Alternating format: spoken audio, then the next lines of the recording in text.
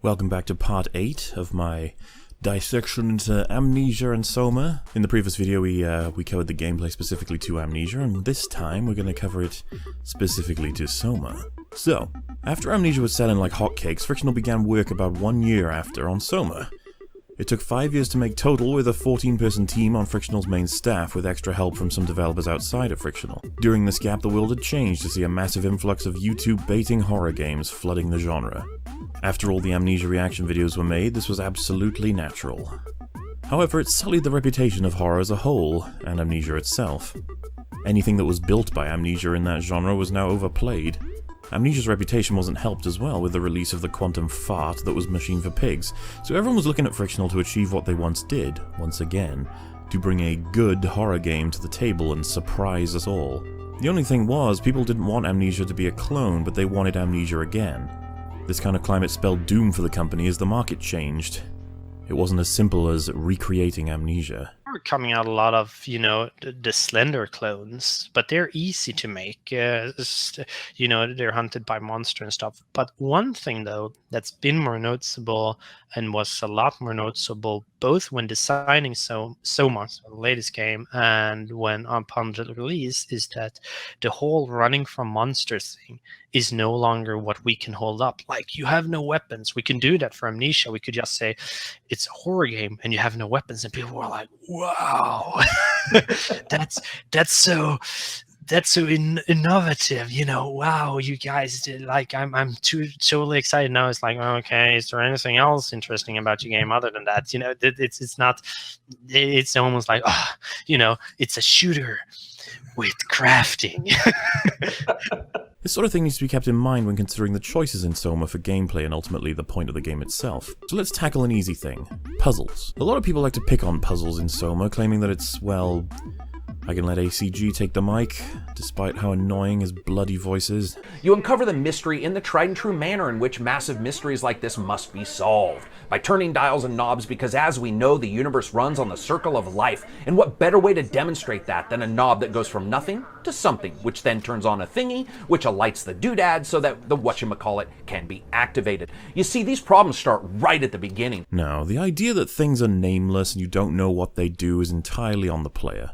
If you can't be asked to read or pay attention, then so fucking be it, but some people do. It's a requirement for games with some real depth to them. Would you prefer it if some faggot popped up on screen and said, well, actually I can just play the joke from Sequelitis since he sums it up way better than me? Mega Man 1 and Gutsman stage, there are these platforms sliding along these little path lines. You jump on the first platform with no fear, whatever, and then you just kind of ride it out, and then fuck! What the fuck is that thing? Whoop. Mega Man, there's a hole in the zipline that you... No, shut up, I don't need you! Because look, the game shows me what it is. Thanks, Eageraptor, and see, you really should check out those videos, they're really good. This game describes the tools you're using, and why, and where to find them, so you're gonna be okay. Just pay attention. This game doesn't hold your fucking hand at all. Then again, maybe telegraphing and fairness in a game isn't good. How about we ask H-Bomber Guy? Maybe for some types of games, fairness isn't actually a good thing. In making itself too clear about what's happening and how it works, it's probably more intuitive and playable, but it causes it to lack a truly great dimension of feeling like you're fighting against unknowable odds instead of being told them all the time. Oh, H-Bomber Guy, why can you sometimes fill a video with some amazingly accurate points about design and conclusions that can shake up a perception that a community has on a game, and then also fill a different video with perspectives and ideas that are absolute wankery? Anyway, my point is about paying attention, and check out what happens when you do. Or, yeah, I guess it could be. Zeppelins, 049 idle, 840, 216. Oh, these are the antenna numbers. Unable to establish link, request transport. These ones look like they're both offline, so wait, we probably have to realign this with 049, which is the yellow line.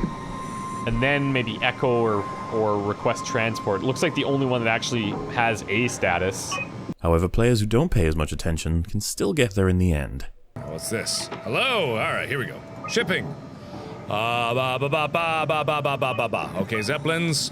Request transport. Ooh! Oh, that's it! 049, 840, and 216!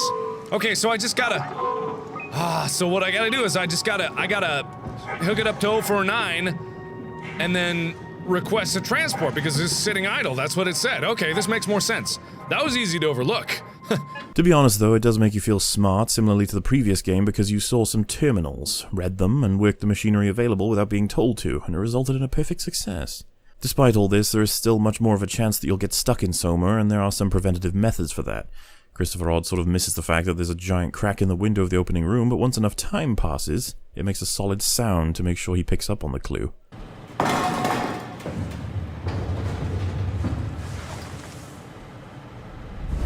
Whoa! Oh, okay. So let's put this through here. This is a lot more immersive. It's not to say, however, that SOMA doesn't have some moments where you're essentially just pushing buttons. Okay, so... Flip-a-doobie. Flip. Flip. I'm just guessing here. Push the big red button. Oh boy! Oh. And ultimately, Frictional could have upped the whole game style for letting you know where important things are. There's this one puzzle that a majority of players miss because the covering for the power generator looks kind of like it's a part of the background. Is this intentional? I don't think so myself, but it very well could be. In aid of immersion and such, but the point is that it stumbles many players, and that isn't good. I mean, it looks like there's a pathway down, but I don't know. Oh, I see. Okay. So this ordinarily would, but it's all chained up, so there should be a way to get down somewhere. Because why wouldn't there be? Oh, oh, oh! Oh! I just needed to open up the panel and pump the yump! Pump the yump. Of course, Mark. Regardless, hopefully that sets the record straight on puzzles. How about we ask one of our Brain Trust reviewers for their assessment on the puzzles? All throughout the game, there's this sense of it kind of holding your hand constantly. Rarely in this game do you have to worry about carrying items and using them in the future. About the only thing you ever need to do is plug some memory cards into computer terminals. But these memory cards are literally in the same room as a computer terminal. I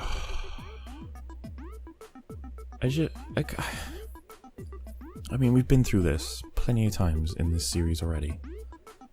And I know you guys are probably like, Mola, why be mad? He's just stating his opinion. It's okay. Don't shout at me. He lied. They have a tendency to do that, these reviewers. Either he lied or he's retarded. I'm trying to go for the one that's a little bit more respective of his intelligence, but honestly, he's welcome to pick which one he wants. Hopefully once I explain this to you guys, you'll be a little bit more mad at him. Closer to me, anyway. He said you rarely have to worry about carrying items. This to me is a strange point, because he doesn't say whether that's a good thing or not, or why that would be. He just continues to say... Oh, and I'm going to quote him here, and I'm going to try and get his voice down. Here we go. About the only thing you need to do is plug some memory cards into the computer terminals. But these memory cards are literally in the same room as the computer terminal. How was that? What do you guys... Was that good? No? No, I didn't think so either. No, it's fine. So why is what he said retarded? The puzzle he's referring to is the Brandon 1 one we covered a few parts back. You need to find a card in the room you're in. You need to find a card in another room adjacent to the one you're in. You need to upload a piece of information onto one of those cards, and then you need to go to Brandon 1's room to get a piece of information. Once you have all of these pieces, you can then solve the puzzle that is Brandon 1. So basically, the only way to solve that puzzle is not in the same room by a long fucking shot. But it's the one that he's referencing, and he's sort of implying it's the entire game that works that way. Now he knows this, he played the fucking game, he wouldn't be able to reference that unless he had done it. The part that really irks me is the puzzles are completely varied. From carrying shit to solving lights to pumping shit to, well, you know what? How about finding each of the pieces to your new suit? You need to solve the structure gel puzzle thing, bypass the spooky sound creature to grab the battery, and solve the sensor problem, and then put them together in a complete package. But Mola, he forgot. He just forgot about that puzzle. Well, no he fucking didn't. Since he used the footage of that fucking puzzle in his fucking video when he said these fucking words. God, you're so useless. Like, how do you do that? How do you actually make your video, edit the pieces together, and not realize that you're essentially saying, there's no good puzzles in this game, they all amount to putting one piece into one slot in the same room, and then have footage in the background of you literally carrying a piece of the puzzle from one room to a completely different one, and then knowing that that's one of 3 pieces, and the way you got that piece was solving a fucking structure gel problem. You're insane. Fucking useless reviewers who throw any and all fucking logic and memory of the media you're critiquing out the fucking window. Can you guys see why it pisses me off though? I'm sitting here compiling this information, then some autistic flab generator comes out of nowhere and shits out a 7-minute video and calls it a review. Review. You didn't even have your fucking eyes open when you played this game. So anyway, let's move on. There are a bunch of enemy encounters I want to touch on in SOMA that I'll go into some more depth later on. Frictional did a pretty cool thing, and that was having varied enemies, instead of just the one like in Amnesia. And of course we have, the Brute and the Kaunk and the Grunt, but two of those act exactly the same, except one of them has double damage and one is invisible, while essentially acting with the same sort of attack method. So, when they're approaching this project, it was important for them to try and break free of just being another Amnesia clone. So let's check that out briefly, some of these enemy encounters. The first one we're going to jump into is the Flesh's main appearance in the beginning of the game. He pops up on the Curie, the downed ship, and the way he works is described by Catherine earlier. Just don't look at him. The sequence is a matter of the Flesher standing in the way of the ladder that you need to reach. Once you manage to escape him, he is scripted to turn up on the corridor of the steps and add tension. But you'll always escape if you simply keep pushing forward. This scenario can come across as unfair considering you don't know where he is and you can only consciously not look at him once you've looked at him. But therein lies the scares. I don't understand that enemy. I don't understand how it works. I'm guessing I just don't look at it. And then I'll be A-okay. But how is that even fair? How would I even know? It was just like, it's still around. Oh god. Despite being relatively simple, it does feel unfair to a lot of players, like the creatures just being teleported to wherever you randomly are, so there really isn't a lot of control of the situation. There isn't a lot of planning. Oh, remember the planning thing? Yes. But sometimes the sequence really does run smoothly, and the players feel like their resolve to stay still and look away while making it closer and closer to the ladder was a genuinely tense experience. Oh! Oh, fuck, shit! Oh! Ah! No! No! No! No! No! No! No! No! No! No! Don't touch me! Next up will be my favorite enemy sequence in the game. Acres. Such a scary, bloody thing. So the Acres sequence is foreshadowed by a lot of information about Acres being a threat to the entire crew, and during his sequence you can find the bed that he was on before losing his shit and killing a bunch of people. He pulled out his bloody eyes. Naturally, this makes him blind during the sequence, but he's very reactive to sound. This means you need to walk slowly and stay still if you see him, but you're able to look at him without him being set off. Obviously you get the visual glitching, but we can discuss that in a bit. This sequence is asking players to do some very simple operations. Find the control room, unlock the room that has the key card for the elevator, update said card in the control room, then use the card to open the door. All the while, Acres saunters through listening for you. You have to be careful and quiet and figure out what you need to do. During this sequence, there are a few little pieces of story information to pick up and some opportunities to progress in general. Unfortunately, most if not all of them make noise. It's another great example of the environment and the gameplay coming together. Peterson, Sarang, Wolchik, and Chung. Okay, but the glass is almost broken. I don't suppose this is strong enough.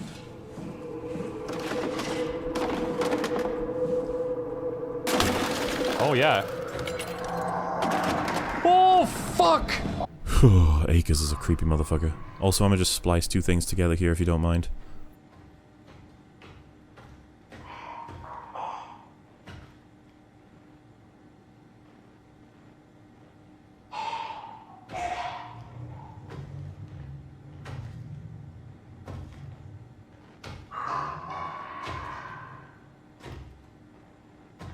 Frictional was trying to make SOMA a scary, tense experience, and they failed.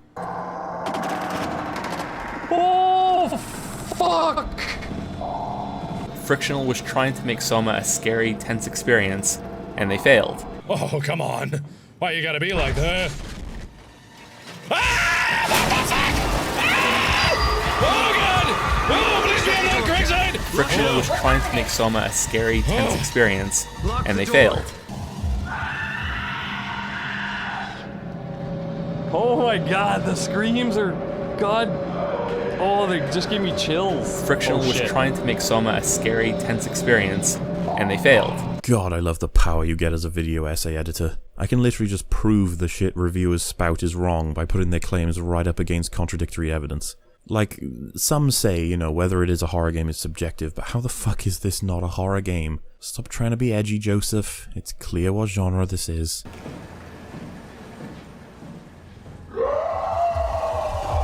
The fuck? Whoa! Jesus Christ! Fuck!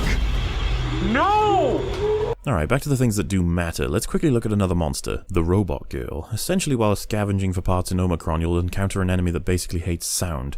She can be gawked at all you want, but if you move fast around her, or if you move an object around her, you're gonna have a bad time. I found this to be quite tension-filled on my first playthrough. I found myself doing exactly the same thing as Markiplier throughout the experience. Picking up objects, slowly moving them, and putting them back down.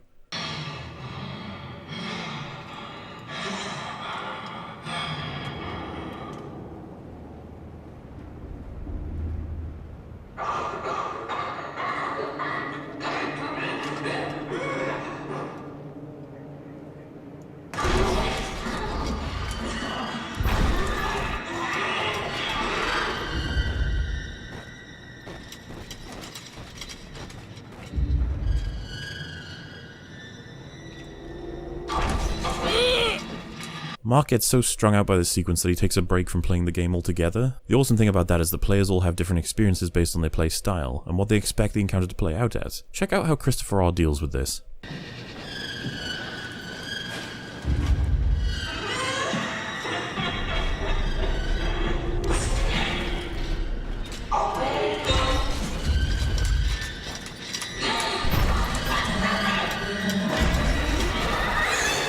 Whoa!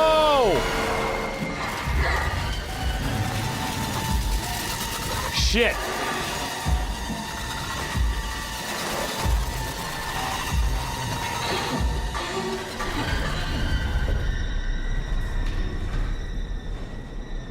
I'm going for it. We got it. Oh. Don't hit anything. Just get out of here. Talk about dodging a bullet in a very clever way. What was that criticism people keep saying again? Every enemy is the same? I'm just hearing things.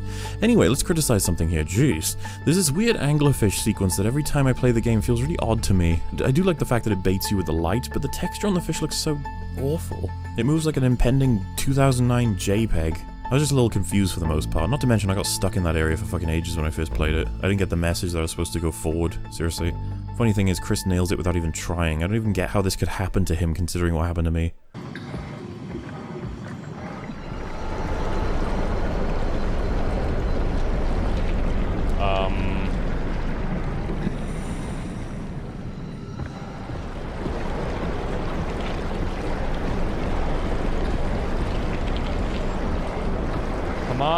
Come on, Beacon! Another fish part that's more annoying than anything is when you're approaching Phi and the WoW-controlled beast is making its rounds. If it were me, I would have had it just not be there. But everyone I see play this bit just gets annoyed at how it keeps grabbing them and dropping them over and over and over again. Dang. Oh god! Oh god! I thought we were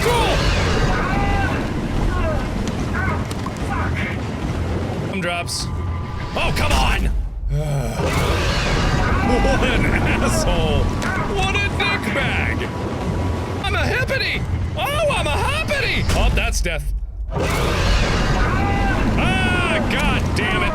Again with this baloney. Seriously though, other than those two, and I think it's related to them being water segments, I do appreciate the purpose for all the monster sequences in the game. Despite some of the weaker ones I will probably go over a little bit later, they all have their own experience and design that is honestly really respectable. Oh, wow. Literally. I don't know what that is. That thing is different. Come on! Holy shit! Open! Fuck!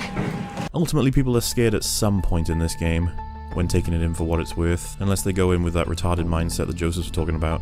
You know, the one where it's like, this game's not gonna scare me. Even Five Nights at Freddy's can scare me. That doesn't mean it's a good horror game. Don't worry, Joseph, just by admitting it's scary doesn't mean that it's good. You can still have them. You can have them both. It's all about context. Stop pretending that being scared means you're some sort of faggot. Being scared is a thing we do as humans. It's okay, it's a reflex to protect your stupid ass from danger. Fear is a choice, my fucking ass. But yeah, a lot of these sequences are not only well made and put together, but they foster fright in a way that was honestly refreshing. Frictional put a decent amount of time and effort into these things. Their only goal is to maintain that juicy atmosphere, and if they can punctuate it, they will, by throwing a respectively designed creature in there to boot. I mean, we try to make sure that everything has a reason for being there. As you say, it's about discovering what's going on and what has happened there. And there are good reasons for everything. So we will never throw in a monster, a creature of any sort, without a reason for it being there. If you want to find out what's going on, if you want to approach it, I guess, in the best way, you'll spend your time figuring out what the hell's going on before you throw yourself in harm's way. Yeah? If you run in there without having paid a bit of attention first, and if you pay attention, and if you look at the little sub-stories, you look at the environment, you'll work out what's going on, you'll work out what's happened here, and hopefully you'll then be able to survive what's going to happen to you. Oh hey, how about we see what our friends over at IGN have to say? Maybe it's insightful and accurate. Oh jeez, I'm so excited. But I found myself drawn to its quiet moments, in which its philosophical yet unpretentious storytelling is allowed to breathe. Yeah, that's fair. Yeah, it's easily the strongest part of the game. You know what? You're alright, IGN. You're alright. They were wrong about you. Without interference from unintuitive puzzles and monsters that can't be manipulated. Well, never mind. That lasted all of 5 fucking seconds. Unintuitive puzzles, huh? Well, I have mostly proved against that already while providing the caveat that some puzzles are a little out there. Take this though. You have to line up a series of lights from start to end. Or this one, where you have to line up 3 lights to focus the release. Or where you have to change the simulation of the ARC software to come under a certain amount of terabytes by looking at the names and requirements of each of the aspects. None of these are intuitive? How about that bit about monsters can't be manipulated? Well, even Joseph Anderson isn't that stupid. I mean, he basically implies that the manipulation is essentially a bad thing, but it's still there. Acres can literally be activated by you throwing an object. Any fight with proxies and Acres, you can use objects to distract them. You can even do it with the freaking construct. I don't understand this as a criticism, but hey, IGN, I'm gonna just walk away. I'm gonna just walk away slowly. Besides, their comment section is taking care of this for me. So anyway, when locking down a lot of gameplay features, you start to realize that there's a hell of a lot less than Amnesia. There's a bunch that have been changed or dampened, but a lot has been downright removed. We don't have to worry about managing a single resource. The puzzles are all within themselves for the most part. In Amnesia, you have to have an entire hub focused around many directions involving different pieces of an overall puzzle. While in SOMA, you get the rather simplistic linear puzzles that only apply to the very area you're in. I would say that there are some more interesting ones that involve a lot more in the world or the stations, like the power suit building one. Overall though, everything is simpler and smoother, less mechanics, less involvement from the player on a mechanical level. But why? So with SOMA we've tried to stay away from anything that you can identify as a game mechanic, so like the sanity meter and picking up tinder boxes and stuff like that. This was all kind of gamey balancing acts that we feel kind of draw you out of the experience, and like people did enjoy that kind of stuff with Amnesia. But, you know, I think that time's over, and with SOMA, we just want the whole thing to be about immersing the player in the world, and everything in the game is there for a reason, and it has a story reason to be there, or a narrative reason to be there. We're trying very much to fit in with the environment. As you've seen parts of it, you know that people have been or may still be here. This was, the pieces you've seen, some kind of working base. So it could be through books and journal entries, it could be through logs, it could be through recordings, it could be through maps drawn on board. So any chance we get to tell an environmental story, we will. And some of that may well be from journal entries, some of it may be, maybe talking to someone. Well, I guess that sort of thing would be up to the individual. What draws you in more, having resources to manage, or not? This is a choice by Frictional that I have to personally disagree with. Ultimately, games can draw you in regardless of their mechanics. In my opinion, it's not how many there are or how few there are, it's about what they are and how they're used. Now, I'm not interested in deciding what would be better for SOMA in terms of mechanics, though I will say for now there are issues in the lack of mechanics, since a lot of things feel like they're not in your control. It feels almost like too story-y. You know, to counter the whole gamey perspective. I can't be the only person that thought, these things are happening because the story must be told this way. This harkens back to the whole, you're not Simon, but you're watching Simon, or you are controlling Simon, but in a way that is very, linear. You can't break out of the, I don't want to say, rails, but it's a very artificial style of freedom. And I understand they want to tell their story. They want to get you to that point where you can think about certain things. I know why it's there, I just think that it probably could have been done better, or at least in a way that would have been more engaging on a mechanical level. This isn't inherently bad. I understand how important the things are that are being said, so it doesn't bother me as much as it potentially could in other games, but it was a moment of breaching the immersion in my head, in the opposite direction. Something like Dear Esther had in spades. At some points of playing that game, I just wondered whether or not I'd be allowed to tick a box that moved the character for me. There's a hell of a lot more to do in SOMA by comparison, though I think the relinquishing of mechanics was a mistake. Regardless, let's see what some reviewers have to say on the subject of changing mechanics. But unlike the last game, there are no wardrobes or lockers to dash into. And unlike the AAA appropriation of this playstyle and Alien Isolation, you can't crouch low enough to squeeze under desks. There's a real lack of hiding spots here. The levels just don't feel like they have enough cover to be designed for a game of hide and seek, which every frictional horror game essentially is. Yeah, the design of levels in SOMA seem a lot more like ships in real life. Like many rooms all connected oftentimes without doors, and the rooms themselves just become like closets. What I'm saying is there are shitloads of places to run most of the time, and I'm sure it was a conscious decision to not involve strict hiding places. However, I have to agree that I would think that it would have been better to keep them. Could you imagine hearing Akers waddle past a locker while you narrowly avoided him? Then again, considering the climate of games like this, considering the copycats that have this gameplay, maybe it wasn't a smart idea to bring back the whole hide in a closet thing. And watch as the mean thing doesn't quite find you. Seriously, so many games copy that scenario for YouTube. Poor Amnesia didn't realize the damage it dealt when all it wanted to do was be a good game.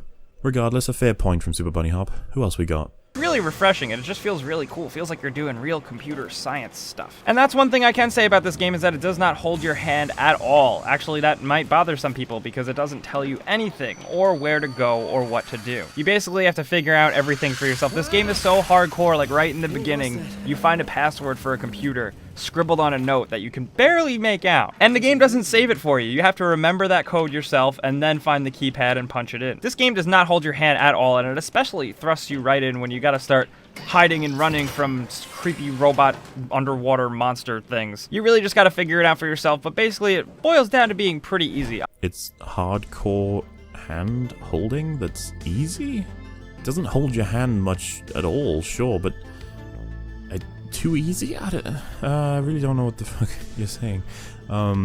If you could make your video just a little bit longer than 4 minutes and 42 seconds, that would be fantastic.